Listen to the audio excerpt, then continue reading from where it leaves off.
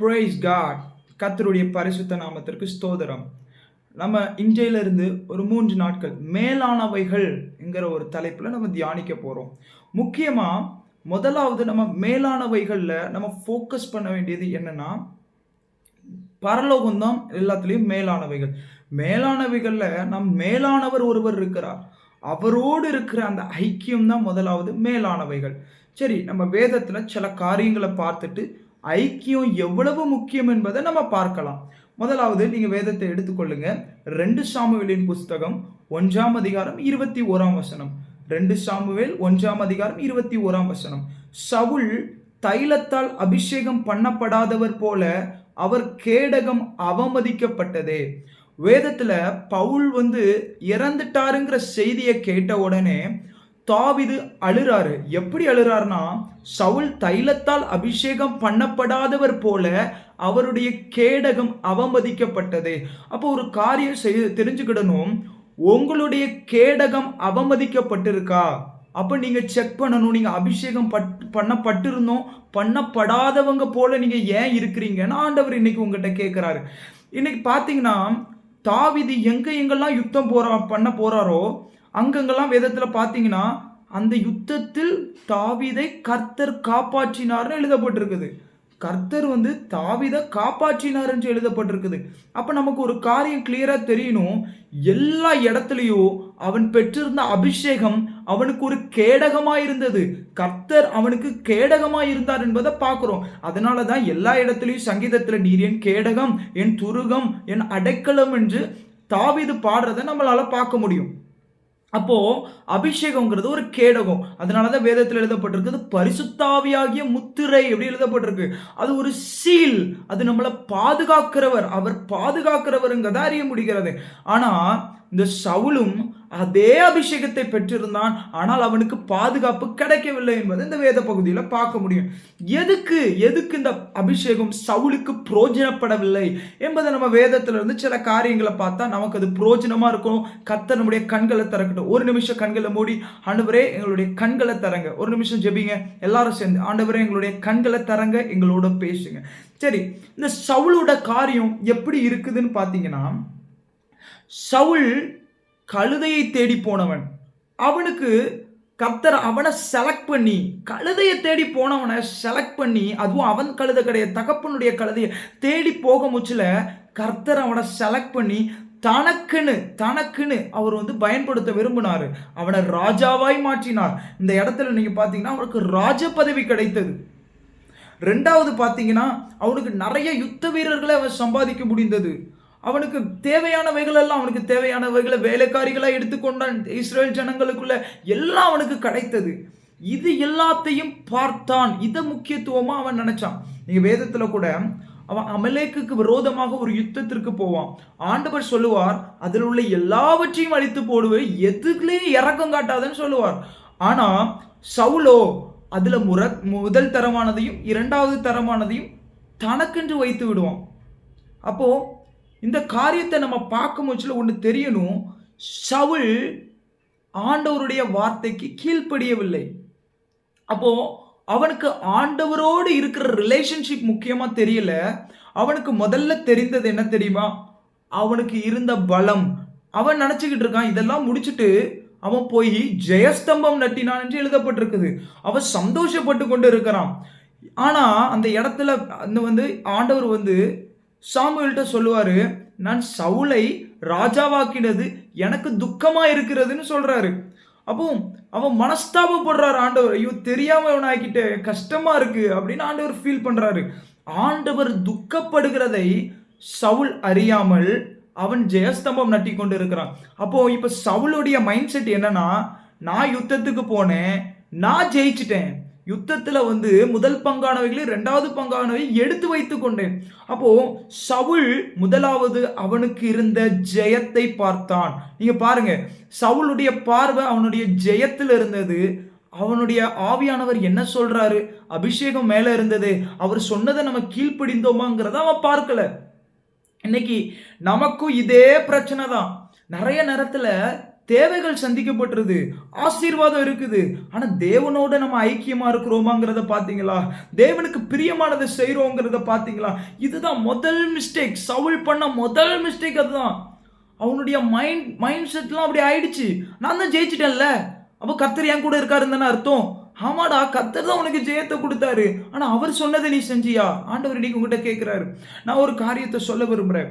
ஒரு ஒரு ஒரு ஜி மீட்ல நான் வந்து செய்தி குடுக்க போயிருந்தேன். அந்த செய்தி குடுக்கும் பட்சத்துல பார்த்தீங்கன்னா, முடிச்ச உடனே கேட்கும் பட்சத்துல நெறைய பேர் அந்த ஒரு 3 பேர்கிட்ட அன்லாக் பண்ணி சாட்சி சொன்னாங்க. நான் இதுவரைக்கும் அழுததே இல்ல பிரதர். கர்த்தர் என்ட்ட அவங்க கர்த்தருடைய இருதயத்துடைய பாரத்த சொல்லிட்டாருன்னு சொல்லி அழுதாங்க. சரி, ஓகே. இன்னொரு அண்ணன் டக்குன்னு சொன்னாங்க. நான் வந்து நீங்க ஜெபிக்க ஆரம்பிச்சதுலருந்து நான் வந்து அழுதுட்டே இருந்தேன். நான் எந்த மீட்டிங்லயும் இப்படி அழுததில்ல அப்படின்னு சொன்னாங்க. நானும் யோசிச்சேன். ஓகே, காட் வந்து ஏதோ பண்ணியிருக்கிறாருன்னு சொல்லிட்டு வந்து ரிட்டர்ன் ஆயி காட் நான் வந்து என்ன இன்னைக்கு ஜெயிச்சுட்டேன் பாருங்க அப்படின்னு சொல்ல முச்சல ஹோலி ஸ்பிரிட் சொன்னாரு. நான் சொன்ன நெறைய காரியத்துக்கு நீ கீழ்ப்படியல.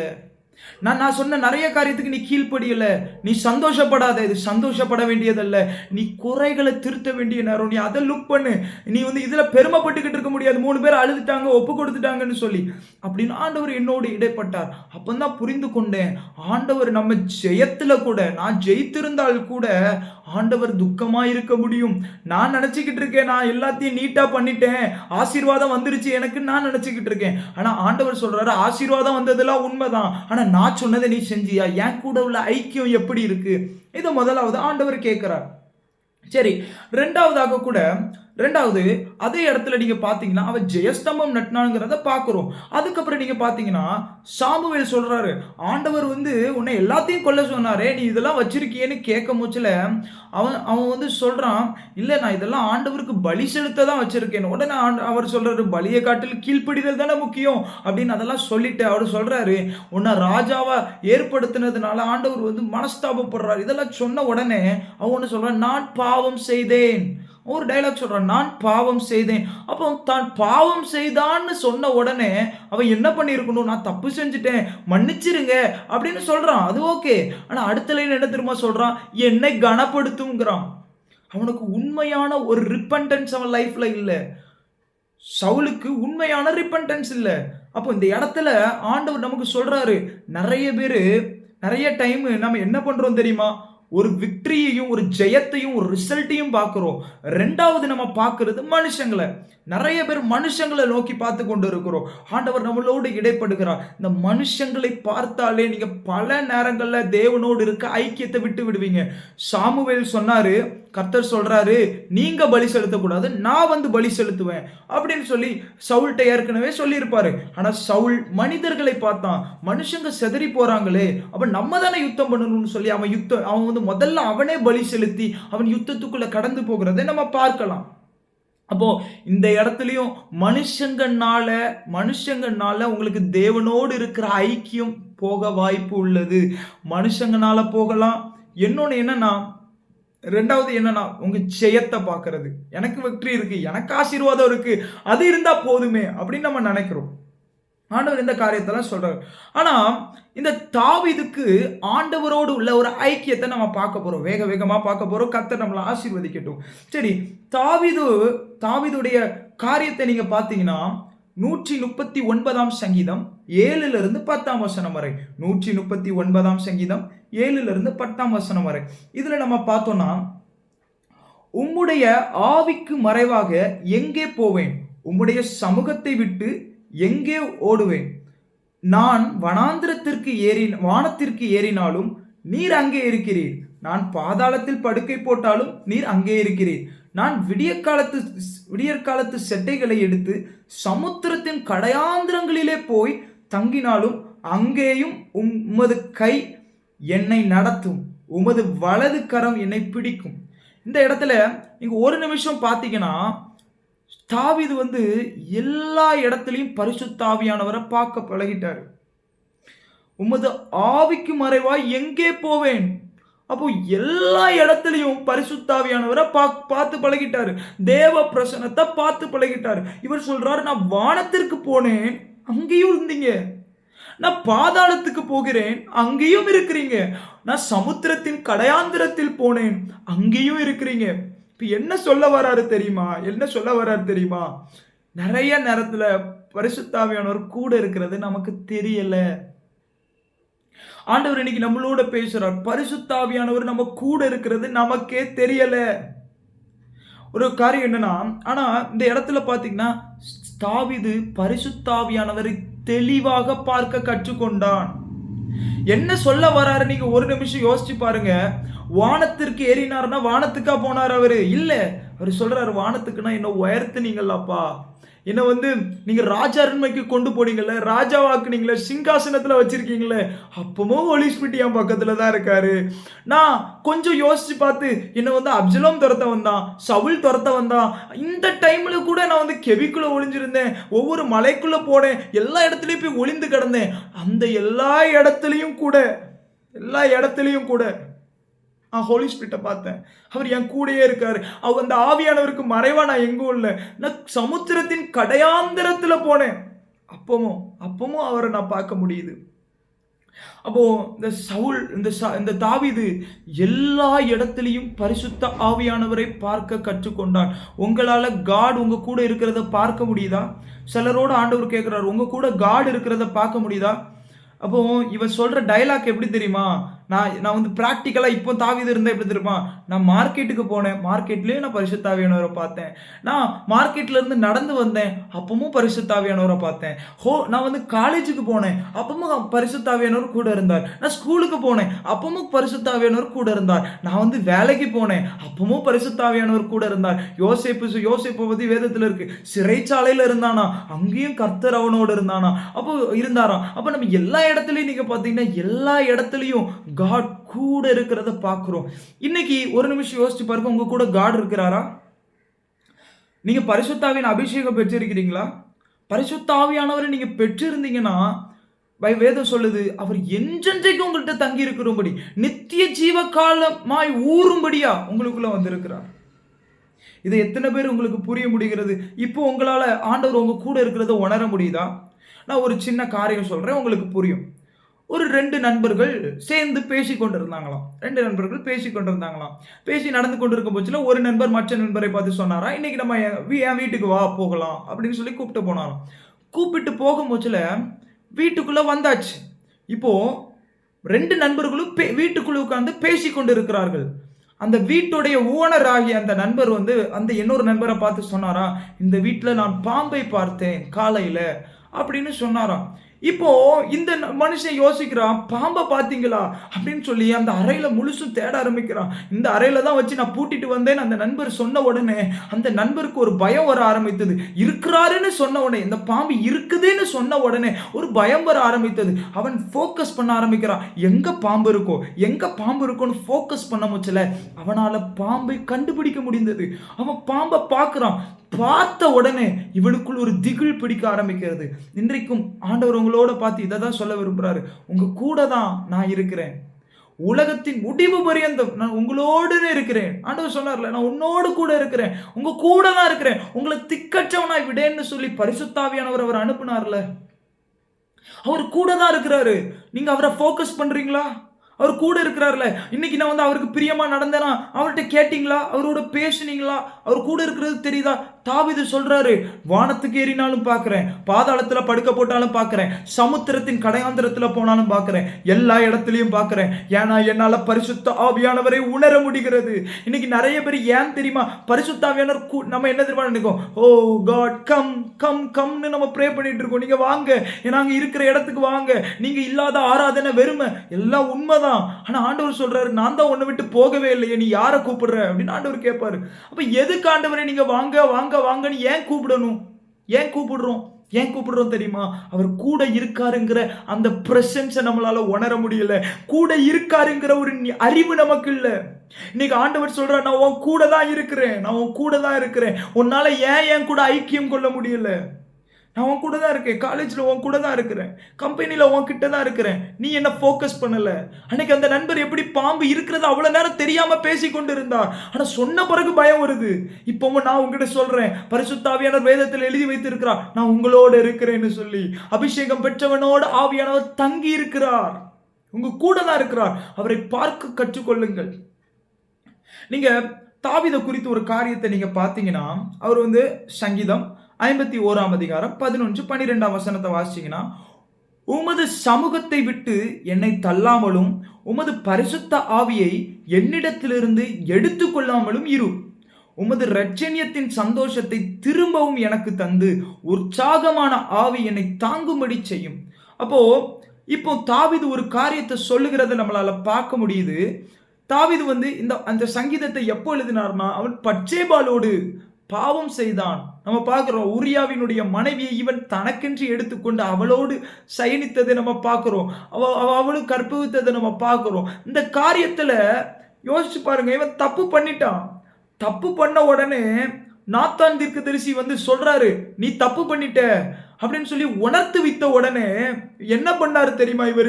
இவர் வந்து ஆண்டவர் சமூகத்துல போயிட்டு ராஜ்யபாரம் எனக்கு வேணும்னு சொல்லல. ராஜ்யபாரம் என்னை விட்டு போயிடக்கூடாது ஆண்டவரே, நான் தப்பு பண்ணிட்டேன், நீங்க புடுங்கி கொடுத்துருவீங்களோ? சவுல் தப்பு பண்ணாரு, புடுங்கி கொடுத்துட்டீங்க. நான் தப்பு பண்ணா புடுங்கி கொடுத்துருவீங்களோன்னு அவர் ராஜ்யபாரத்தை குறித்து கவலைப்படவில்லை. என்னுடைய லைஃப் போயிருமோப்பா, என்ன கொன்றுவீங்களோன்னு பயப்படல. அவர் ஒண்ணுக்கு பயப்பட்டாரு. என்ன தெரியுமா? உமது சமூகத்தை விட்டு என்னை தள்ளாமலும், உமது பரிசுத்த ஆவியை என்னிடத்திலிருந்து எடுத்துக்கொள்ளாமலும் வரும். அவன் இருதயம் முழுசு என்ன தெரியுமா? ஹோலி ஸ்பிரிட்டை என்னை விட்டு எடுத்துடாதுங்க. ஹோலி ஸ்பிரிட் எனக்கு வேணும். அவரை இப்போ தாவீதுடைய இடத்துல இருந்து கேட்டா, தாவீது இப்படிதான் நிஜமா சொல்லியிருப்பாரு. அவர் சொல்லியிருப்பாரு, நான் எங்க போனாலும் பரிசுத்த ஆவியானவரை பார்த்து பழகிட்டேன். நான் வானத்துக்கு போனாலும், நான் உயர்ந்த இடத்துல ராஜரீகத்தமான இடத்துல இருந்தாலும் சரி, என் படுக்கையின் மேல சந்தோஷமா இருக்கும் முச்சிலையும் சரி, நான் ஹோலி ஸ்பிரிட்டை பார்த்தேன். அதே மாதிரி நான் பாதாளத்துல இறங்க முச்சில கெபிக்குள்ள போனாலும் அங்கேயும் அவர் பிரசன்னம் தான் இருந்துச்சு. நான் ஹோலி ஸ்பிரிட்டை பார்த்தேன். இப்போ அவருக்கு என்ன சொல்றாரு? நான் எல்லா இடத்துலயும் அவரை பார்த்து பழகிட்டேன். இப்போ நீங்க நான் தப்பு பண்ணிட்டேன்னு இந்த ஹோலி ஸ்பிரிட்டை எடுத்துட்டீங்கன்னா நான் எங்க எப்படி அவரை பார்க்காம இருப்பேன்? நம்ம இருதயத்தின் கதறல் அது. தாவீதுடைய இருதயத்தின் கதறல் என்ன தெரியுமா? பாவம் செஞ்ச உடனே பரிசுத்த ஆவியானவர் என்னை விட்டு போயிருவாரோ? அவன் இருதயத்துடைய கதறல். என்னை விட்டு பரிசுத்த ஆவியானவர் போயிட்டு நான் எப்படி வாழுவேன்? இவ்வளவு நாள் அவரோட தானே இருந்தேன். நிமிஷத்துக்கு நிமிஷம் அவரை பார்த்து பழகிட்டேன். உயர்ந்த இடத்துல இருக்கும் முச்சிலே அவரை பார்த்து பழகிட்டேன். தாழ்மையான இருக்கிற இடத்துலயும் அவரை பார்த்து பழகிட்டேன். எல்லா இடத்துலயும் அவர் என் கூட இருக்கிறது எனக்கு தெரியும். எனக்கு கூட இருக்கிறது அவர் எனக்கு தெரியும். அவர் என் கூட இருப்பாரு. அவரை நான் சந்தோஷமா பாடுவேன். பரிசுத்த ஆவியானவர் என் கூட இருக்கிறத உணர முடியும். எல்லா ஏரியாலையும் பார்ப்பேன். நடந்து போகும்போதுலயே அவரை பார்த்திருக்கேன். நான் தாழ்ந்து போற இடத்துல நிற்கும் போதுலயே அவர் என் கூட இருந்தாரு. எல்லா இடத்துலயும் பரிசுத்த ஆவியானவர் என் கூட இருந்ததை நான் பார்த்தேன். ஆனா இப்ப நான் தப்பு செஞ்சுட்டேன்னு பரிசுத்த ஆவியானவரை மட்டும் எடுத்துறாதுங்க. பரிசுத்த ஆவியானவர் மட்டும் எடுத்துறாதுங்க. எனக்கு வேணும். அடுத்த வசனத்தை பார்த்தீங்கன்னா, உமது இரட்சணியத்தின் சந்தோஷத்தை திரும்பவும் எனக்கு தந்து உற்சாகமான ஆவியனை தாங்கும்படி செய்யும். அப்போ உற்சாகமான ஆவியனை தாங்கும்படி செய்யும்னு ஏன் சொல்றாரு தெரியுமா? ஒரு காரியம் அவர் சொல்றாரு, எல்லா நேரத்திலும் என்ன உற்சாகப்படுத்துறவர் அவர் தான், என்னை என்கரேஜ் பண்றவர் அவர் தான், என்னை சந்தோஷமா வைக்கிறவர் அவர் தான். நான் அவர்கிட்ட சந்தோஷத்தை பார்த்து பார்த்து பழகிட்டேன். நான் வந்து ஹோலி ஸ்பிரிட்ட சந்தோஷத்தை பார்த்து பார்த்து பழகிட்டேன். ஆனா இப்ப அவரை எடுத்துட்டீங்கன்னா நான் என்ன பண்ணுவேன்? எடுத்துறாதுங்க, எடுத்துறாதுங்க. திரும்ப அந்த உற்சாக ஆவியை எனக்கு தந்துருங்கன்னு சொல்லி இந்த இடத்துல தாவீது அழுகிறத பார்க்கலாம். இது ஒரு கதறல் தான். 51ஆம் சங்கீதம் ஒரு கதறலின் ஜெபம் என்பதை நம்ம பார்க்க முடியும். ஆனா சவுல் அப்படி அல்ல. அவன் பாவம் செய்துவிட்டு என்ன சொன்னான் தெரியுமா? சாமுவேலே என்னை கனப்படுத்த வாங்க அப்படின்னு சொல்லி கூப்பிடுறத நம்ம பார்க்கிறோம். இதனாலதான் தாவீதுக்கு பரிசுத்த ஆவியானவரோட ஒரு க்ளோஸ் ரிலேஷன்ஷிப் இருந்தது. ஆனா இந்த சவுலுக்கோ க்ளோஸ் ரிலேஷன்ஷிப் கிடையாது. அவன் பரிசுத்த ஆவியானவரால் கிடைத்த அவனுக்கு அபிஷேகம் கிடைச்ச உடனே அவன் கையில வந்த அதிகாரத்தை மாத்திரம் தான் சவுல் பார்த்தானே தவிர அவன் வந்து தாவீதுடைய அவன் வந்து அபிஷேகத்தில் இருக்க அந்த பரிசுத்த ஆவியானவரை அவன் பார்க்கல. இன்னைக்கு நிறைய பேர் அப்படிதான். பரிசுத்த ஆவியானவர்களால கிடைக்கிற கனத்தை நம்ம பார்க்கிறோம், வரத்தை பார்க்கிறோம். ஆனால் பரிசுத்த ஆவியானவரை பார்க்க மறந்துட்டோம்.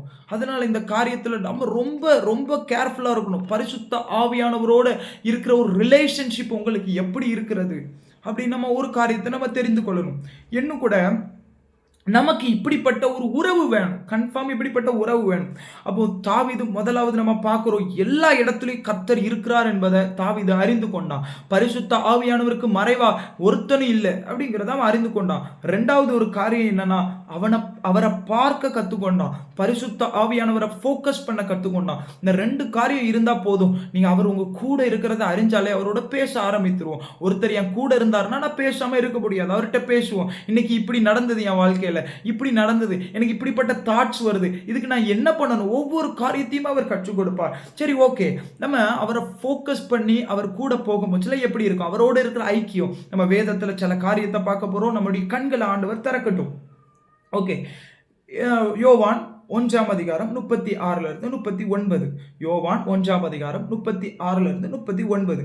இயேசு நடந்து போகிறதை அவன் கண்டு, யோவானை குறிக்குது. யோவான் கண்டு, இவரே தேவனுடைய குமாரன் என்று சாட்சி கொடுத்து வருகிறேன் என்றான்.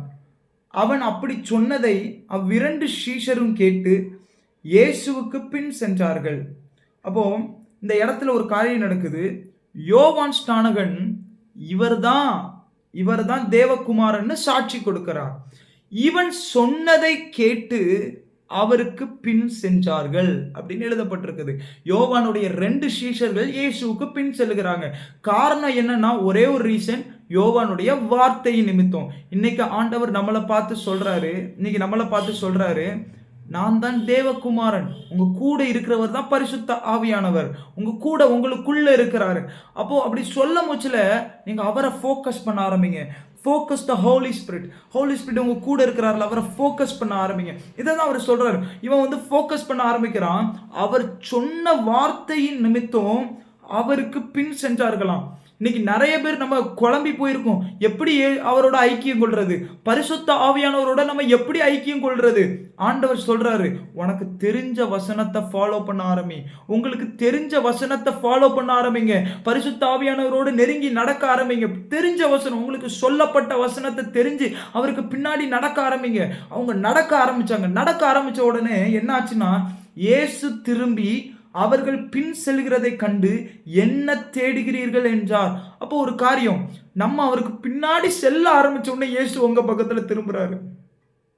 இன்னைக்கு நிறைய நேரத்துல இயேசு என்ன பார்க்க மாட்டேங்காரு, அவர் பிரசனம் இல்லை, நம்ம இப்படிலாம் புலம்புறோம்ல.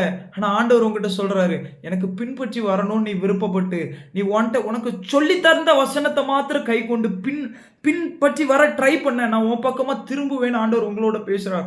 ஐக்கியம் அவர் கொள்றது, அவரே உங்களோட ஐக்கியம் கொள்வார். நீங்க அவர் பக்கம் திரும்பி பார்த்தா போதும், அவர் இப்படி கெட்டி பிடிச்சிருவாரு, உங்களை பார்த்துருவார். இப்ப அடுத்தது பாருங்க, என்ன தேடுகிறீர்கள் என்றார். அதற்கு அவர்கள், ரபி, நீர் எங்கே தங்கி இருக்கிறீர் என்று கேட்டார்கள். ரபி என்பதற்கு போதகரே என்று அர்த்தமா. அப்போ ரபி, நீங்க எங்க தங்கி இருக்கீங்கன்னு கேட்கிறாங்க. இப்போ அடுத்த வசனத்தை பாத்தீங்கன்னா, அவர் வந்து பாருங்கள் என்றார். அவர்கள் வந்து அவர் தங்கியிருந்த இடத்தை கண்டு அன்றைய தினம் அவரிடத்தில் தங்கினார்கள். அப்ப இதுல ஒரு ரகசியம் இருக்குது. நீங்க பாருங்களேன், கொஞ்சம் கூர்ந்து கவனிங்க. இப்போ அந்த 2 சீஷர்களும் எங்க தங்கி இருக்கிறீங்கன்னு கேட்கறாங்க. இப்போ ஏன்ட்டெல்லாம் ரோட்ல இருக்கிற ஒருத்தங்க எங்க தங்கி இருக்கீங்கன்னு கேட்டா நான் சொல்லுவேன், எங்க வீடு அந்த பக்கத்துல இருக்கு அப்படின்னு நான் கை காட்டுவேன். அவ்வளவுதான் நான் செய்வேன். அதுதான் எங்க வீடு, அந்த ஊர் தான் எங்க வீடு, அதுல இந்த தெருவில் இத்தனாவது வீடு எங்க வீடு, நான் இப்படி சொல்ல முடியும். ஆனா இயேசு அப்படி சொல்லல. இயேசு என்ன திரும்ப சொன்னாரு, வந்து பாருங்கள். இயேசு சொல்றாரு, உன்னை தூரத்துல வச்சு பேச விரும்பல, உன் கூட தங்கிட்டு இருக்க விரும்புறேன். ஆண்டவர் கூப்பிட்டு போயிட்டு விட்டாருன்னு நினைக்கிறீங்க? வசனத்துல எழுதப்பட்டிருக்கு, அன்றைய தினம் அவரிடத்தில் தங்கினார்கள். அன்னைக்கு நைட்டு முழுசும் அவர் கூட தான் இருக்கிறாங்க, அன்னைக்கு முழுசும். அப்ப இன்னைக்கு ஆண்டவர் நம்மளோட பேசுகிற ஒரு காரியம் தான். கொஞ்சம் நீங்க அவரை பின்பற்றி பாருங்களேன். அவர் சொல்றதை கீழ்ப்படிஞ்சு அவரோட ஒரு இணைஞ்சு போக விரும்பி ஆண்டவரே நீங்க என்ன சொன்னாலும் நான் கேட்கிறேன், உங்களோட நான் இணைஞ்சு போகணும்னு நான் விரும்புறேன் அப்படின்னு சொல்லி மட்டும் அவர்கிட்ட போய் பாருங்களேன். ஆண்டவர் உங்களோட சொல்றாரு, அன்னைக்கு நான் உன் கூட தங்க விரும்புறேன். சகைவு குறித்து நீங்க பாத்தீங்கன்னா, அவன் ஒரே ஒரு காரியம் தான் அவன் இருதயத்தின் ஃபோக்கஸ். அவன் ஒரு காரியம் என்ன ஃபோக்கஸ் பண்ண தெரியுமா? சகைவு, நான் இயேசுவை பார்க்கணும், நான் இயேசுவோட இருக்கணும். அந்த ஐக்கியம் மாத்திரம் தான் அவன் எதிர்பார்த்தான். அந்த ஐக்கியத்தை எதிர்பார்த்து போகும்போதுல என்ன நடந்துச்சு தெரியுமா? இயேசு அவன் வீட்டுக்கு போனதை பார்க்கிறோம், அவனோடு போஜனம் பண்ணதை பார்க்கணும். போஜனம் ஐக்கியத்தை குறிக்கிறது. வெளிப்படுத்தல் 3ஆம் அதிகாரம், அதுல நீங்க பாத்தீங்கன்னா 3ஆம் அதிகாரத்துல பாத்தீங்கன்னா அவர் சொல்ற, இதோ வாசப்படியிலிருந்து கதவை தட்டுகிறேன். 20ஆம் வசனம், 22ஆம் வசனம் வாசிச்சு பாத்தீங்கன்னா 20, 22, வெளிப்படுத்தல் 3, 20, 22 நீங்க வாசிச்சு பாத்தீங்கன்னா அழகா தெரியும். வாசற்படியில இருந்து கதவை தட்டுறேன். ஒருவன் திறந்தால் நான் அவனுக்கு பிரவேசித்து நான் அவனோடு போஜனம் பண்ணுவேன். அவனும் என்னோடு போஜனம் பண்ணுவான். இந்த போஜனம்ங்கிறது ஐக்கியத்தை குறிக்கிறது. நீங்க அவரோட பேச, அவர் உங்களோட பேச, இந்த ஐக்கியத்துக்குள்ள ஹோலி ஸ்பிரிட் நடத்த விரும்புகிறார். இதைதான் ஆண்டவர் நம்மகிட்ட எதிர்பார்க்கிறாரு. இந்த ஐக்கியத்தை எதிர்பார்க்கிறார். அப்போ இவன் பின்தொடர்ந்து போகணும்னு விரும்பி போன உடனே அவர் சொல்றாரு, திரும்பி பார்க்கிறாரு இயேசு. திரும்பி பார்த்த உடனே அப்படி விடல. அவர் சொல்றாரு, வா நான் உனக்கு காமிக்கிறேன், நான் இருந்த இடத்த காமிக்கிறேன், வா. சரி கூட்டு போய் காமிச்சிட்டு விட்டுருக்கலாம்ல. அவர் விட மாட்டார். அவர் பின்னாடி போய் பாருங்க, உங்களை விட மாட்டார். அவர் கூடயே வச்சிருப்பாரு. அவர் கூடயே வச்சிருப்பாரு. அன்று இரவு முழுசு தங்கினா. சரி, அவரோட தங்கினதுல ரிசல்ட் என்ன தெரியுமா? என்ன தெரியுமா? நீங்க பாத்தீங்கன்னா அவங்க போய் நிக்க முச்சுல ரபி அப்படின்னு கூப்பிட்டுருப்பாங்க. ஆனா 1ஆம் அதிகாரம், யோவான் 1ஆம் அதிகாரம் 41ஆம் வசனத்தை நீங்க பாத்தீங்கன்னா, அவன் முதலாவது தன் சகோதரனாகிய சீமோனை கண்டு மேசியாவை கண்டோம் என்று சொன்னான். அந்திரேயாங்கிறவன் யோவானுடைய சீஷன். அவர் இயேசுவோட தங்கி இருக்கிறார். நம்ம பார்த்தோம்ல 2 சீஷர்கள், அதுல 1 அந்திரேயா. அப்போ யோவா ஆண்டவரோட தங்கி இருந்துட்டு இப்ப என்ன நடக்குதுன்னா, ஒரு நாள் ஃபுல்லும் தங்கி இருக்கிறாங்க. தங்கி இருந்துட்டு வெளியே வராங்க. வெளியே வந்தனா இது வரைக்கும் உள்ள போமுச்சுல ரபி ரபின்னு கூப்பிட்டு போறவன் வெளியே வர்றவன் மேசையா மேசையான்ட்டு வர்றான். அப்போ நம்ம ஒரு வச்சுப்போமே, சாயங்காலம் போறான். சாயங்காலம் போமுச்சுல ரபி ரபின்னு பின்னாடி போறான் இயேசுக்கு பின்னாடி. ஆனா காலையில வரமுச்சுல மேசியா மேசியான்ட்டு வரான். அப்போ ஒரு காரியத்தை நம்மகிட்ட ஆண்டவர் கற்றுக் கொடுக்கிறார். அவர் யாருன்னு உங்களுக்கு தெரியணும்னா அவர் சமூகத்துல போய் நில்லுங்க. உங்களுக்கு முக்கியமா தேவை என்ன தெரியுமா? வெளிப்பாடுகள். ஒரு மனுஷன் பரிசுத்தாவியானவரோட நெருங்கி இருக்க முச்சுலதான் யாரு நம்ம இயேசுனா யாரு, இயேசுனா எப்படிப்பட்டவர், இயேசு எப்படிப்பட்டவரோங்கிற அவரை பார்க்கணுங்கிற ஒரு துடிப்பு வரணும் நம்ம ஹார்ட்ல. அவருக்கு அறியணும். நான் சொல்றேன்ல, நிறைய பேர் இயேசுவை நேரடியா பார்த்தவங்களுக்கு கூட இயேசுவை பத்தின நாலேஜ் இருக்காது. ஆனா ஆண்டவர் சொல்றாரு, இயேசுவை பத்தின நாலேஜ் உங்களுக்கு தேவை. அந்திரேயாக்கு அந்த நாலேஜ் எப்போ வந்துச்சு தெரியுமா? ஒரு இரவு அவரோட ஸ்டே பண்ண முச்சுல, இயேசுவோட ஸ்டே பண்ண முச்சுல. இன்னைக்கு ஆண்டவர் நம்மளை பார்த்து சொல்றாரு, என்னோட ஸ்டே பண்ணு, என் கூட ஐக்கியமாயிரு. இதை தான் ஆண்டவர் விரும்புறாரு. இந்த பகுதியில் அதான் நடக்குது. இப்போ மேசியாவை கண்டோம்னு சொல்லி அவன் பேதுருட்ட சொல்றான். யார்? அந்த பேதுருக்கு இயேசுவை இன்ட்ரடியூஸ் பண்ணி வச்சதே யாரு தெரியுமா? நம்ம அந்திரேயா. ஒரு நாள் நைட்டு நீங்க ஆண்டவரோட இருந்தீங்கன்னா பெரிய தேவ மனுஷனுக்கு கூட நீங்க இயேசுவை சொல்லி கொடுப்பீங்க. இன்னைக்கு நீங்க சொல்லியிருப்பீங்க, காஸ்பல் சொல்லியிருப்பீங்க. நாளைக்கு அவன் தான் பெரிய எழுப்புதல் வீரனா இருப்பான். அவன் மூலமா தான் சபை கட்டப்படும். மேன்மையான காரியங்களுக்கு அவனை தான் கர்த்தர் பயன்படுத்துவார். நம்ம பார்த்தோம்ல, கர்த்தர் அப்படிப்பட்ட காரியத்தை செய்ய விரும்புறார். அதுக்கு என்ன தெரியுமா தேவை? அந்த ஐக்கியம். ஐக்கியமா இருந்தா நீங்க இயேசு யாருன்னு அறிந்து கொள்ளலாம். சரி, இன்னும் கூட ஒரு காரியத்தை நம்ம பார்க்கலாம். யோவான் 1ஆம் அதிகாரம் 47 51 வரை நீங்க பாத்தீங்கன்னா அங்க ஒரு காரியம் நடக்குது. நாத்தான்வேல் கர்த்தர் இடத்துல வரான், இயேசு இடத்துல வரான். இயேசு பார்த்த உடனே சொல்றாரு, இவன் கபடற்ற உத்தம இஸ்ரவேலன் அப்படின்னு சொல்றதை நம்மளால பார்க்க முடியுது. உடனே அவர் உடனே இது எப்படி தெரியும்னு யோசிக்கும் போச்சுல, ஆண்டவர் சொல்லுவாரு, அத்திமரத்தின் கீழ் இருக்கும் பொழுது உன்னை கண்டேன் அப்படின்னு சொல்லுவார். அத்திமரத்துக்கு கீழே இருக்கும் போச்சுல உன்னை பார்த்துட்டேன் பா அப்படின்னு சொல்லுவாரு. இப்படி சொன்ன உடனே நாத்தான்வேலோட இது என்ன தெரியுமா மைண்ட் செட் என்ன தெரியுமா? இவர் உண்மையிலேயே பெரிய ஆள் தான், இவர் உண்மையிலேயே தேவனுடைய குமாரன் தான், நீர் இஸ்ரவேலின் ராஜா அப்படின்லாம் சொல்லுவாரு. அப்போ இப்ப இயேசு ஒரு காரியம் சொல்லுவாரு. அவனுக்கு பிரதியுத்தரமாக, அத்திமரத்தின் கீழே உன்னை கண்டேன் என்று நான் உனக்கு சொன்னதினாலே விசுவாசிக்கிறாய், இதிலும் பெரிதானவைகளை காண்பாய் என்றார். அப்போ நீங்க ஆண்டவரோடு ஒரு ஐக்கியம் கொள்ள முச்சுல, பரிசுத்த ஆவியானவரோடு ஒரு ஐக்கியம் கொள்ள முச்சுல, ஆண்டவர் சொல்றாரு, தீர்க்க தரிசனம் அசால்ட்டா வரும். உடனே தீர்க்க தரிசனம் ஆண்டவர் என்ன பார்த்து சில வார்த்தைகளை உரைச்சிட்டாரு. நீங்க சந்தோஷமா இருக்கும் போச்சுல ஆண்டவர் சொல்றாரு, என்னப்பா தீர்க்க தரிசனம் உரைச்சதுக்கே இப்படி பேசுற நீ, நான் இதை காட்டிலும் பெரிதானவைகளை உன் லைஃப்ல செய்ய போறேன். நான் ஆண்டவரை நான் ஏற்றுக்கொள்ளும் போச்சுல அவர்கிட்ட நான் கேட்டேன், எனக்கு சந்தேகமா இருக்கு, நீர் தான் தேவனா, நான் அறியணுமே அப்படின்னு கேட்க முச்சுல. ஒரு நாள் கனவுல ஆண்டவர் ஒரு காரியத்தை சொன்னார், நான் உன்னை ஆசீர்வதித்து உன் பேரை பெருமைப்படுத்துவேன்னு சொல்லி மேகங்கள்ல எழுதப்பட்டிருந்துச்சு, கீழே ஜீசஸ் இருந்துச்சு. அப்ப நான் இதை பார்க்க முச்சுல நான் ஒரு காரியத்தை கற்றுக்கொண்டேன். அவரிடத்துல நான் திரும்பினா போதும், அவர்கிட்ட பேசினா போதும், அவரோட ஐக்கியம் கொள்ளணும்னு விரும்பி போனா போதும், அவர் தன்னையே எனக்கு வெளிப்படுத்துகிறார். என்ன பத்தின தீர்க்க தரிசனத்தை சொன்னார். நான் தீர்க்க தரிசனத்தை சொன்ன உடனே சந்தோஷப்பட்டு கொண்டு இருக்க மூச்சுல இன்னொரு நாள் பேசினார். நீ எனக்கு தேவைன்னு சொன்னார். ஒரு சத்தம் கேட்குது தூங்க மூச்சுல. அப்போ நான் நினைச்சேன் அவர்கிட்ட இப்படி ஒரே ஒரு சொப்பனத்துல மட்டும்தான் பேச முடியுமோன்னு பார்த்தேன்னா, தூங்க மூச்சுல சத்தத்தை கேட்க முடியும். முழித்திருக்கும் மூச்சுல தேவன் ஒரு நாள் என்னோட பேசின ஒரு காரியம் என்ன தெரியுமா? அவர் சொன்னார், நீ இமேஜின் பண்றதுக்கும் மேலானவைகளை செய்வேன். அப்பதான் யோசிச்சு பார்த்தேன், ஆண்டவரோடு நான் ஐக்கியம் கொள்ள கொள்ள அவர் என்ன பண்றாரு தெரியுமா? பெரிதானவைகளை காமித்துக் கொண்டே இருக்கிறார். பெரிதானவைகளை காண்பிக்கிறார், மேன்மையானதை காண்பிக்கிறார். அவரோடு நான் தங்கி இருக்கும் மூச்சுல வேதத்தை திறந்து வாசித்து அவரோடு இணைந்து இருக்கும் மூச்சுல அவர் புது புது காரியங்களை எனக்கு கற்றுக் கொடுத்து கொண்டே இருக்கிறார். அவர் வேதத்தின் மூலமா என்கிட்ட பேசுகிறார், சொப்பனங்களில் வாயிலாக பேசுகிறார், அவர் சத்தத்தோடு பேசுகிறார். அவர் நெருங்கி இருக்கிற அந்த கிருபையை கர்த்தர் நமக்கு எல்லாருக்கும் கொடுப்பாராக. இது ரொம்ப இம்பார்ட்டன்ட். இங்க இதுல 51 வசனத்தை வாசிச்சீங்களா? பின்னும் அவர் அவனை நோக்கி, வானம் திறந்திருக்கிறதையும் தேவதூதர்கள் மனுஷகுமாரனிடத்தில் ஏறுகிறதையும் இறங்குகிறதையும் இது முதல் காண்பீர்கள் என்று மெய்யாகவே மெய்யாகவே உங்களுக்கு சொல்லுகிறேன். இந்த இடத்துல நாத்தான்வேல்ட்ட ஆண்டவர் சொல்றது என்ன தெரியுமா? நீ இதுவரைக்கும் நீ பார்க்காததெல்லாம் இனி நீ பார்க்க போற. ஒரு தீர்க்க தரிசனத்தை பெருசா நினைக்கிறல்ல, இதுவரைக்கும் நீ பார்க்காததெல்லாம் இனி பார்க்க போற. அதோட அவர் நிப்பாட்டல. அவர் சொல்றாரு, தேவதூதர்கள் ஏறுகிறதையும் இறங்குகிறதையும் பார்ப்ப.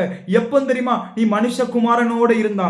ஏன்னா இந்த இடத்துல அப்படிதான் எழுதி இருக்கு, தேவதூதர்கள் மனுஷகுமாரன் இடத்தில் ஏறுகிறதையும் இறங்குகிறதையும். அப்ப எப்படி மனுஷகுமாரன் இடத்துல ஏறுகிறது இறங்குகிறதையும் பார்க்க முடியும்? அப்போ மனுஷகுமாரனோட நீங்க இருந்தாதான் பார்க்க முடியும். இன்னைக்கு ஆண்டவர் உங்களோட சொல்லுகிறார், பரிசுத்த ஆவியானவரோட இணைங்க. அப்போ பரலோகத்துல என்னெல்லாம் இறங்குமோ, என்னெல்லாம் ஏறுமோ, பரலோகத்துல என்னெல்லாம் திட்டம் இருக்குதோ ஒவ்வொன்றத்தையும் உங்களுக்கு ஆண்டவர் காண்பிப்பார், உங்களோடு பேசுவார்.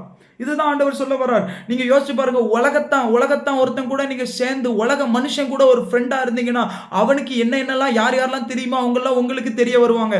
அதே போல நீங்க பரலோகத்துல இருந்து வந்தவராக இந்த பரிசுத்த ஆவியானவரோட இணைஞ்சிருக்கும் போச்சுல பரலோகத்தில் உள்ள வல்லமை உங்க கூட வரும். அதே மாதிரி பரலோகத்தில் உள்ள எல்லா காரியங்களும் உங்களுக்கு துணை நிற்கிறத உங்களால பார்க்க முடியும். ஒரு நாள் ஆண்டவர் என்னோட இடைப்பட்டது தான். ஒரு நாள் ஒரு கனவு நான் பார்க்குறேன். என்ன சில துரத்துக்கிற மாதிரி கனவு நான் பார்க்குறேன். இது என்னடா அப்படின்னு சொல்லி பார்த்தா அது சில ஆவிகள் என்னை பின்தொடர்ந்து வருகிறத பார்க்குறேன். அப்போ இந்த கனவுல ஆண்டவர் சில காரியத்தை எனக்கு கற்றுக் கொடுத்தார். பின்தொடர்ந்து வரும்போச்சில் ஆண்டவர் எனக்கு ஒரு காரியத்தை காண்பிக்கிறார். என் கூட நான் ஓட முடியல, ஒரு லெவலுக்கு மேலே சோர்ந்து போகிறேன், ஆண்டவர் முடியல அப்படின்னு சொல்லி அந்த இடத்துல விழுந்துட்டேன். பின்னாடி வர்றவங்களாம் துரத்திட்டு வராங்க. ஆனால் என்ன நடந்துச்சு தெரியுமா? எனக்காக ஒரு தூதன் தன்னுடைய கையில் பட்டயத்தை பிடித்து வைத்திருக்கிறது போல ஒரு சொப்பனத்தை ஆண்டவர் காண்பித்தார். நான் நேரடியாக பார்த்தேன், நான் சொல்லலை, இது சொப்பனத்தில் ஆண்டவர் காண்பிக்கிறார். அப்போ அந்த எழுமின பிறகு சொன்னார் ஆண்டவர், உனக்காக தேவதூதர்கள் இருக்கிறார்கள் என்பது தெரியுமா? நீ எப்பொழுது என்னை ஏற்றுக்கொண்டாயோ அப்பத்துல உனக்கு தேவதூதர்கள் இருக்கிறாங்க. நான் உன்னை பாதுகாத்து கொண்டு இருக்கிறேன். உனக்கு விரோதமா ஏகப்பட்ட ஆவிகள் பின்தொடர்ந்து கொண்டு இருக்கிறது. உன்னை விழுங்கலான்னு சொல்லி வேதத்தில் எழுதப்பட்டிருக்கல. எவனை விழுங்கலாம் என்றோ அவன் வகை தேடி சுற்றி திரிகிறான் என்று எழுதப்பட்டிருக்கலாம். அவன் விழுங்கலான்னு பார்த்துக்கிட்டு இருக்கான். எவனை சோழியை முடிக்கலாம், அவன் லைஃப் இருக்கக்கூடாது, நாசமா போகணும். இதான் பிசாசோட வேலை. அவனை டிஸ்டர்ப் பண்ணிடணும், அவனை பாவத்தில் விழ வைக்கணும், உலகத்துக்குள்ள கொண்டு போயிடணும். இது பிசாசோட தந்திரம். ஆனால் ஆண்டவர் சொன்னார், நீ என் கூட இருக்கணும்னு விரும்பிட்டல, நான் விட மாட்டேன், உனக்காக என் தூதனை அனுப்புவேன் அப்படின்னு ஆண்டவர் என்னோட பேசினார். நான் நின்னாரு, எனக்காக ஜெயிக்க வைத்தார். எல்லாத்தையும் கர்த்தர் இன்னைக்கும் ஜெயிக்க வைத்து கொண்டு இருக்கிறார். அப்போ இந்த இடத்துல தெரிஞ்சுக்கணும், நீங்க அவரோட இணைஞ்சிட்டீங்கன்னா அவர் சொல்றாரு, நான் உங்களோட இணைய விரும்புறேன். நான் உங்களோட இணைஞ்சிட்டேன்னா பரலோகம் உங்களோட இணைஞ்ச மாதிரி உங்களுக்கு தேவையான வரங்கள் உங்களை பின்பற்றும். உங்களுக்கு தேவையான தூதர்கள் உங்களுக்கு ஹெல்ப்புக்கு வருவாங்க. அப்ப ஆண்டவரோட இணைஞ்சா போதுமா? ஆண்டவர் அதை தான் சொல்றாரு, நீங்க என்னோட இணைஞ்சிருக்க போதும். இன்னைக்கு நிறைய டைம் நம்ம மனுஷங்களை நம்பி போயிட்டு இருக்கோம், உலகத்தை நம்பி போயிட்டு இருக்கோம். ஆண்டவர் சொல்றாரு, அதெல்லாம் நம்பாத, என்னோட இணைஞ்சிரு. நீங்க வேதத்துல பாத்தீங்கன்னா சவுல் கணத்தை நம்பி போனான், கடைசியில தன் பட்டயத்தை நட்டு அதுல அவனே விழுந்து செத்தான் நம்ம பார்க்கிறோம். அப்போ நீங்க யோசிச்சு பார்க்கணும், கணம் ஃபேமஸை நம்பி போயிடாதீங்க. இன்னொன்னு பாத்தீங்கன்னா எல்கானா அண்ணால பார்த்து சொல்றாரு, நான் உங்களுக்கு 10 குமாரனுக்கு அதிகம் அல்லவா அப்படின்னு சொன்ன உடனே உடனே அன்னாள் எல்கானாவை பார்த்துட்டு சாட்டிஸ்ஃபை ஆகல. எனக்கு இப்படி ஒரு கணவன் கிடைச்சிருக்காரு, இப்படி ஒரு மனுஷன் எனக்கு கிடைச்சிருக்காரு சந்தோஷமா இல்ல. அவள் தேவ சமூகத்துல போய் அழுதான்னு பார்க்கிறோம். நான் சொல்றேன், இவ ஒருவேளை எல்கானாவுடைய ஐக்கியத்திலேயே இருந்திருந்தான்னா என்ன ஆயிருக்கும் தெரியுமா? எல்கானாவை மட்டும் நம்பி அவனை மட்டும் சார்ந்து இருந்தான்னா என்ன ஆயிருக்கும் தெரியுமா? கடைசி வர பிள்ளை இல்லாத மலடியா இருந்திருப்பா. இன்னைக்கு நிறைய பேர் ஊழியத்திலையும் சரி மனுஷங்களை நம்பி இருக்கிறதுனால கனிகள் இல்லை. ஆண்டவர் சொல்றாரு, என்ன சார்ந்து என்னோட இணைஞ்சிரு, நீ கனிகளை பார்க்க முடியும். அவ அன்னாள் எப்போ ஆண்டவர் சமூகத்துல ஆண்டவரோட இணைஞ்சு ஆண்டவர்கிட்ட ஒப்பு கொடுத்தாலோ அப்ப அவளுக்கு கர்த்தர் பிள்ளையை கொடுத்தார். இதுவரைக்கும் மலடின்னு சொன்னவர் மலடின்னு சொல்லப்படல. யூதாஸ் பணத்தோட ஐக்கியமான, அவன் பணத்துக்கு முக்கியத்துவம் கொடுத்தான், 30 வெள்ளி காசுக்கு முக்கியத்துவம் கொடுத்தான். அவன் நாண்டு கொன்று செத்ததை நம்ம பார்க்கிறோம். அப்போ நம்ம உலகத்துல ஆண்டவரோட ஐக்கியம் இல்லாம உலகத்தோட நம்ம ஐக்கியம் வைக்கும் போது நிறைய லாசஸ் நமக்கு வருது. இன்னும் பாத்தீங்கன்னா வேதத்துல சவுலின் குமாரனாகிய யோனத்தானுக்கு ஒரு குமாரன் இருந்தான். அவன் பேரு மேவிபோஷேத். அவன் என்ன ஆச்சுன்னா, அவனுக்கு ஒரு தாதி உண்டு. அந்த தாதி அவனை பாதுகாக்கிற பெண்கள், அவனை பார்த்துக்கொள்ற பெண்கள் அவன் 5 வயதா இருக்கும் பட்சத்துல சவுல் சாகுறான், யோனத்தான் யுத்தத்துல சாகுறாங்க, 2 பேரும் சாகுறாங்க. செத்த உடனே என்ன நடக்கும், ஒரு காரியம் அதுல சூப்பரா இருக்கும். செத்த உடனே இந்த செய்தியை அந்த தாதி அறிந்த உடனே அவ பாக்குறா, ஐயோ எல்லாத்தையும் கொண்டுட்டாங்களே, இந்த பிள்ளைய காப்பாத்தணும்னு சொல்லி அந்த பிள்ளையை தூக்கிட்டு போக முச்சல. அவ அந்த பிள்ளை மேல விழுந்து அந்த இடத்துல இருக்கும், அழகா இருக்கும். எப்படின்னா, தாதி அவனை எடுத்துக்கொண்டு ஓடி போனாள். அவள் ஓடி போகிற அவசரத்தில் அவன் மேல் விழுந்து அவன் முடவனானான். ஒருவேளை மனுஷன் உண்மையிலே நீங்க யோசிக்கலாம், அவங்க எனக்கு ரொம்ப நல்லது பண்ணதை நினைக்கிறாங்க, அவங்க என்ன ரொம்ப அன்பா இருக்கிறாங்க. இன்னைக்கு உங்ககிட்ட நிறைய பேர் அன்பா இருக்கிறாங்க நீங்க நினைக்கிறீங்கல்ல. ஆண்டவர் சொல்றான், அவனாலதான் நீ முடவனாவான். அவன் உனக்கு நல்லது செய்யணும்னு தான் வர்றான், தப்பு இல்லை, அவனுடைய இன்டென்ஷன் கூட கரெக்டு தான். ஆனா அவனாலதான் நீ முடவனாயிருவ, அவனாலதான் நீ முடவனாயிருவ. நிறைய பேர் லவ் ஃபெயிலியர்ல இருப்பாங்க. என்னோட ஆப்போசிட் ஜெண்டரில் உள்ள ஒரு ஃப்ரெண்டு நான் ஹெல்ப் பண்ணணும்னு தான் போவான். ஆனால் பார்த்தீங்கன்னா ஹெல்ப் பண்ணுறவன் திரும்பியும் அதே ஆளை திரும்பி அவனை முடவனாக்குவான். 2 பேரும் முடவனாயிருவாங்க. காரணம் என்ன தெரியுமா? அவங்க பிச்சையில் விழுந்துருவாங்க. ஆண்டவர் சொல்றாரு, நீங்க அன்புன்னு சொல்லி போறீங்க, இன்டென்ஷன்லாம் ஓகே, ஆனா மனுஷனோட ஐக்கியம் வைக்காதுங்க. எந்த இடத்துலயும் உங்களுக்கு மனுஷனோட ஐக்கியம் உங்களை காப்பாத்தாது. தேவனோடு இருக்கிற ஒரு ஐக்கியம் உங்களுக்கு தேவை. அதுதான் முடவனை எழுந்து நடக்க பண்ணும். இயேசுவோட ஐக்கியம் வைத்த சப்பானிகள் அவன் நடக்காம இருந்ததான் சரித்திரமே இல்லை, அவன் நடந்து போனார்கள் என்று பார்க்கலாம். இயேசுவோட ஐக்கியம் வைத்த வியாதியஸ்தர்கள் சுகமானதை நம்ம பார்க்கலாம். நீங்க இயேசுவோடு ஒரு ஐக்கியத்தை வைத்து பாருங்கள், பரிசுத்த ஆவியானவரோட நெருங்கி அவரை எல்லா இடத்துலையும் பார்த்து அவரோட பேசி பழகி பாருங்கள். ஆண்டவர் சொல்ற எல்லாத்தையும் நான் உங்களுக்கு மாற்ற விரும்புறேன், எல்லாத்தையும் மாற்ற விரும்புறேன். இன்னும் சிலர் இருக்கிறாங்க, வரோம் வரோம் வரோம் வரோம். நானும் ஒரு காலத்தில் அப்படிதான் இருந்தேன். நான் ஆண்டவர்கிட்ட ஒரு நாள் கேட்டேன், ஆண்டவரே நான் இப்போ எனக்கு வெளிப்பாட்டு வரங்களை கொடுத்துட்டீங்க, நிறைய வேதத்தில் நீங்கள் வெளிப்பாடுகள் நிறைய எனக்கு சொல்லி கொடுக்குறீங்களா ஆண்டவரே, ஏன் என்ன பயன்படுத்தக்கூடாது, இந்த ஊழியங்காரங்கள்லாம் நீங்கள் பயன்படுத்துறீங்களே அப்படின்னு கேட்கும் போது ஆண்டவர் என்னோட சொன்னார், நீ வரோம் இருந்தா நான் பயன்பட்டுலான்னு நினைக்கிறியா அப்படின்னு அப்படி ஆண்டவர் என்னோட கேட்டார். நான் உடனே ஆண்டவரே, ஆமா ஆண்டவரே, வரோம் இருந்தால் தான் ஆண்டவரே நல்லா பயன்பட முடியும், தேசத்தில் பெரிய காரியத்தை செய்ய முடியும். ஆண்டவர் சொன்னார், யார் உனக்கு சொன்னது? அப்ப நான் எழுப்புதல், நீங்க வேதத்துல பாத்தீங்கன்னா ஆதி காலத்துல எழுப்புதல் வர்றதுக்கு முன்னாடியே சீஷர்கள் கையில நான் வரங்களை கொடுத்திருந்தேன். எல்லாரும் பிசாசுகளை துரத்துனாங்க, வியாதியஸ்தர்களை சுகமாக்குனாங்க, எல்லாமே செய்தார்கள். ஆனாலும் எழுப்புதலை கொண்டு வர முடியலையே அப்படின்னு ஆவியானவர் என்னோடு பேசினார். ஆமா என்ன அப்படின்னு சொல்லும் போது ஆண்டவர் சொன்னார் என்கிட்ட, பெந்தைக்கோஸ்தே நாள்ல பரிசுத்த ஆவியானவரோடு ஒரு ஐக்கியம் அவர்களுக்கு கிடைத்தது. அந்த ஐக்கியம் கிடைத்த உடனே ஒரு பெரிய எழுப்புதல் வருகிறது. ஆண்டவர் பேசுகிறார், இன்னைக்கு உங்களுக்கு தேவை வரம் இல்லை, வரம் தேவையில்லைன்னு நான் சொல்ல மாட்டேன், வரம் தேவை. ஆனா வரத்தை காட்டிலும் பரிசுத்த ஆவியானவரோடு உள்ள ஐக்கியம், அவரோடு நெருங்கி இருக்கிறீங்களா, அவருக்கு பிரியமாக வாழ்றீங்களா? ஆண்டவர் சொல்றாரு, நீ என்ன விசுவாசிச்சுட்டு என்ன பின்பற்றி வர்றல நாத்தான் வேலை, நீ இதிலும் பெரிதானவைகளை காண்பாய், பெரிய வரங்களை உனக்கு தர விரும்புறேன், வல்லமைகளை உனக்கு தர விரும்புறேன். ஆனா நீ வரங்களையும் வல்லமைகளையும் தேவதூதர்களையும் போக்கஸ் பண்ணாத, நீ என்ன போக்கஸ் பண்ண ஆரம்பி, என்ன பார்க்க ஆரம்பி. தாவீது கர்த்தரை பார்க்க ஆரம்பித்தான். அவனுக்கு தேவையான எல்லாத்தையும் அவர் பார்த்துக்கிட்டார். அவருக்கு அவன் கேடகமா இருந்தார். ஆண்டவர் தாவீதுக்கு கேடகமா இருக்கிறார். எழுதப்பட்டிருக்கு, யுத்தம் எல்லாத்திலையும் காப்பாத்தினார்னு எழுதப்பட்டிருக்குது. ஆனா சவுலை ஆண்டவர் காப்பாத்தல அந்த இடத்துல. ஏன்னா அபிஷேகம் இல்லாதவனை போல அவனுடைய கேடகம் அவமதிக்கப்பட்டது. ஏன்னா இவன் அபிஷேகத்தை அவமதிச்சான். இன்னைக்கு ஆண்டவர் சொல்றாரு, நீ அபிஷேகத்தை அவமதிக்காத, ஆவியானவருக்கு முக்கியத்துவம் கொடுன்னு ஆண்டவர் சொல்றாரு. உனக்குன்னு கொடுக்கப்பட்டிருக்காரு. ஏதோ நம்ம நினைக்கிறோம் ஆவியானவர் யார் யாருக்கும் வந்திருக்காரு. நம்ம இன்னைக்கு எப்படி நினைக்கிறோம் தெரியுமா? ஆவியானவர் தான் எல்லாரும் தான் அபிஷேகம் பெற்றிருக்காங்களே அப்படின்னு நினைக்கிறோம். ஆனா நீ கொஞ்சம் கூர்ந்து கவனிங்களேன். ஆவியானவர் எல்லாருக்கும் கொடுக்கப்பட்டது உண்மைதான். அதே ஆவியானவர் யாருக்கும் கை தனியா கால் தனியா வரல. முழுமையா ஆவியானவர் நமக்குள்ள வந்திருக்கார். அவர் ஒரு நபர், ஒரு பேர்சனா நமக்குள்ள வந்திருக்கார். நம்ம இன்னைக்கு என்ன தெரியுமா நினைக்கிறோம்? ஐயா ஆவியானவர் தானே, அது எல்லாத்துக்கும் இருக்கிறது தானே. சரி, எல்லாருக்கிட்ட வந்தாலும் ஆனா உங்களுக்குன்னு உங்களுக்காக தானே வந்திருக்காரு. எனக்குள்ள ஹோலி ஸ்பிரிட் வந்திருக்காங்க. என் வீட்டுக்கு ஹோலி ஸ்பிரிட் வந்திருக்காருன்னா பக்கத்து வீட்டுக்காரங்களுக்குன்னு வரல, எனக்காக வந்திருக்கார். அப்ப எனக்காக வந்திருக்கவரை நான் எப்படி ட்ரீட் பண்றேன், அவரோட எப்படி பேசுறேன், அவரோட எப்படி பழகுறேன், அவருக்கு நேரம் கொடுக்குறேனா, இதுதான் காட் எதிர்பார்க்கிறார். ஹோலி ஸ்பிரிட் எவ்வளவு முக்கியத்துவமா நீங்க கருதுறீங்க. உங்களுக்குன்னு வந்திருக்காரு. பென்னிகின் ஒரு அழகா ஒரு காரியம் சொல்லுவார், இன்று பரிசுத்த ஆவியானவர் எனக்காக இருக்கிறார் என்று அறிந்து கொண்டேன். அப்ப எனக்காக ஹோலி ஸ்பிரிட் வந்திருக்காரா? எனக்காக. ஆஃப்டர் ஆல் நான் ஒரு நார்மல் மனுஷன். இந்த வார்த்தை கொஞ்சம் உணர்ந்து பாருங்களேன். எனக்காக ஹோலி ஸ்பிரிட் வந்திருக்காருங்க. இந்த காரியத்தை நீங்க அறிந்து கொள்ள முச்சல உங்களை மேன்மையான இடத்துக்கு ஆண்டவர் கொண்டு போவார். ஆண்டவர் சொல்றாருல, அவரோட தங்க பழகிட்டீங்கன்னா அவர் உயர்த்திக்கிட்டே போவார். மனுஷன் நல்லது பண்ணணும்னு நினைப்பான், ஆனா அது தீமையில முடியும். ஆனா கர்த்தர் சொல்றார், அவருக்கு எடுக்கிற ஆசீர்வாதமே ஐஸ்வர்யத்தை தரும், அதனோடு வேதனையை கூட்டார். பரிசுத்த ஆவியானவரோடு இணைஞ்சிருங்க.